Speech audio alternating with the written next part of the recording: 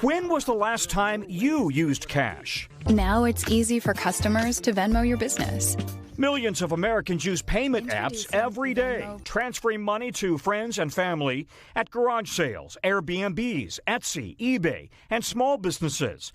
But suddenly the tax rules have changed. The IRS used to require small business owners to report payment app income over $20,000 and 200 transactions annually. Now, for tax year 2022, they must report income over just $600 a year. Brianna Sandoval is a hairstylist in San Diego. A lot of her customers pay with Venmo. The new rules could complicate things. A big headache is a good way to categorize it. It just makes it another thing that I then have to do. Jeff Clem is a professional music teacher in Akron, Ohio. It's really just the convenience. Everybody's got one of them: Venmo, PayPal, Zelle. Now the IRS says it will send 1099-K forms to anyone who earns at least $600 in payment app income for goods or services, to include when filing their taxes next year in 2023, making it very tough to hide cash income.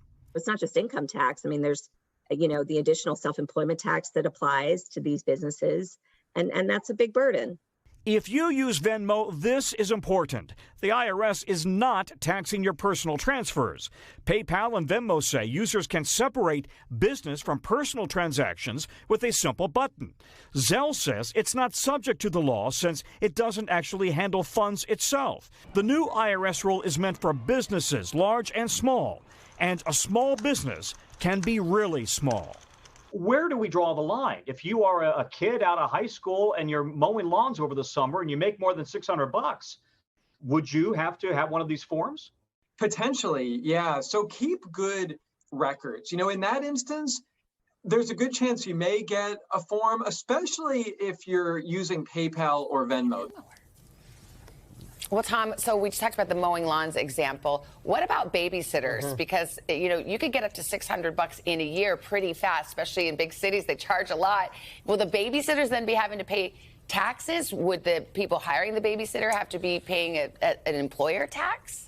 In theory, yes. Yes, in theory, the babysitter, the dog walker, that kind of thing. The truth is the IRS is not interested in babysitters and lawnmowers, right? But if you're using these payment apps to buy something or pay for a service, press the button that says you're paying for goods and services. That signals that this is, in fact, a business transaction, and then the IRS would be notified. If you're just transferring money to a friend, maybe the babysitter, you can mark it as a personal transaction. If you're a small business owner or a freelancer who uses these apps, experts say you really got to start keeping good records for next year. We're talking April 2023, because the IRS will now have a record of every one of these payment app transactions.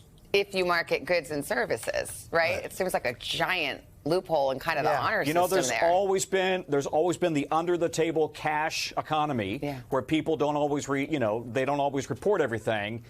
The babysitter's a good example. Okay. Tom, thank you. Fascinating, isn't it? I was just going to say, we could always just go back to cash. Cash is king. Cash is king. Yeah. But you should pay your taxes. Yes. Yeah. Oh, yes, absolutely. No friends. No friends. Don't look at me, IRS. You know what else we could do? We think that's a great idea. Yes, indeed. You All bet. right, Hey, thanks for watching our YouTube channel. Find your favorite recipes, celebrity interviews, uplifting stories, shop our favorite deals, and so much more with the Today app. Download it now.